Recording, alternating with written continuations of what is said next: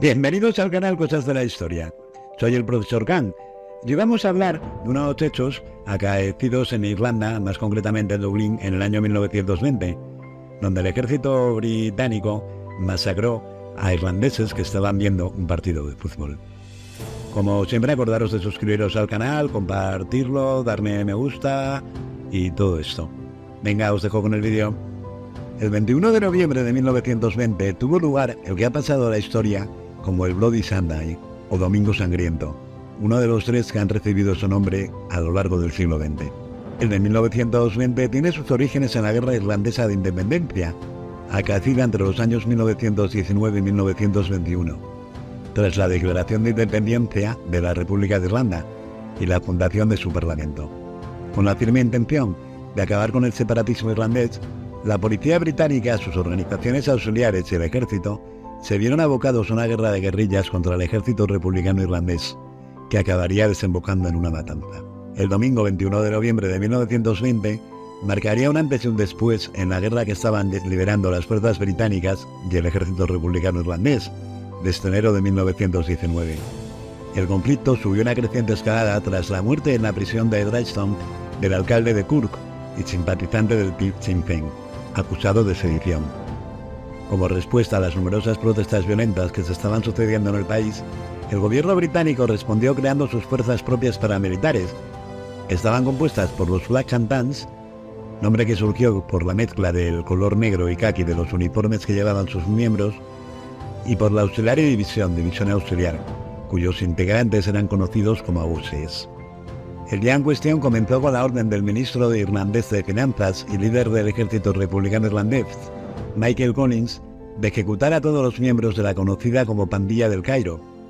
Este era el nombre de un grupo de agentes de inteligencia británicos cuyos orígenes se hallan en el pasado de sus integrantes como espías durante la Primera Guerra Mundial en Egipto y en Palestina, y también por su lugar de reunión, el Cairo Café, un establecimiento situado en la calle Grafin, en pleno centro de Dublín. Los encargados de llevar a cabo el atentado fueron una unidad clandestina del IRA conocida como los 12 Apóstoles.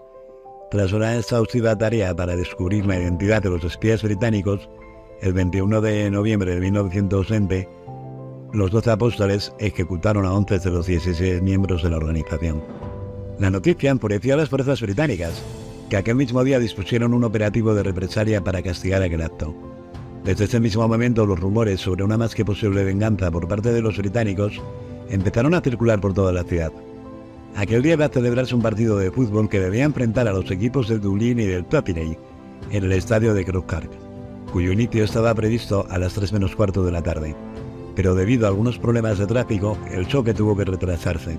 La recaudación del partido estaba destinada a una caja de solidaridad destinada a los presos republicanos encarcelados.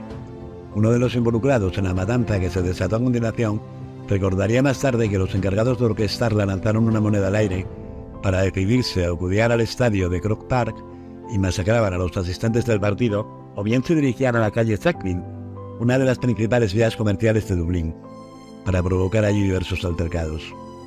Había alrededor de 10.000 personas congregadas en el estadio, y según cuentan algunos testigos, minutos antes de que se diese el pitido inicial del encuentro, una avioneta sobrevoló varias veces el terreno de juego, y una bengala salió disparada desde su interior. Aquella era la señal para que un oficial británico disparara desde la grada y se desatara el horror. Un grupo de militares británicos invadió entonces el terreno de juego, desde donde tirotearon al público, mientras otros apostados en la entrada empezaron a disparar con una ametralladora. Eran las 3:25 de la tarde. Durante 1 minuto y medio el ejército británico estuvo disparando indiscriminadamente a los asistentes. La gente empezó a correr en todas direcciones, presa del pánico, mientras las balas silbaban a su alrededor. Durante la huida fallecieron 14 personas desarmadas y hubo decenas de heridos.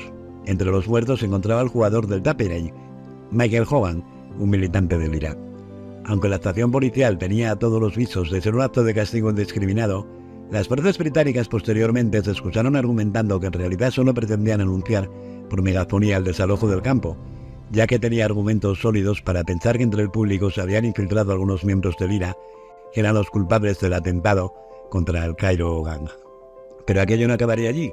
Horas más tarde, 2 miembros del IRA también fueron abatidos junto a un amigo suyo, que había sido detenido acusado de haber participado en el atentado de la mañana contra los The Cairo Gang. La trágica jornada se saldaría con 33 muertos, convirtiendo aquel día en el más sangriento de todo el conflicto. El Bloody Sunday supuso la escalada de un conflicto que una semana más tarde culminaría con una emboscada perpetrada por miembros del IRA de Coreste, liderada por Tom Murray, contra una patrulla británica que acabó con la vida de 18 de sus miembros. Al final, el tratado anglo-irlandés que puso fin al conflicto acabaría desatando una nueva guerra, pero esta vez civil, entre los partidarios del tratado y sus detractores. En la actualidad, el estado de Croke Park cuenta con una gradería en honor del futbolista Mike Hogan, y en una de sus puertas puede contemplarse un memorial que recuerda a las 14 víctimas de aquel aciago día. Espero que os haya gustado el vídeo. Como siempre, acordaros de suscribiros y darle me gusta al canal. Os veo en el siguiente.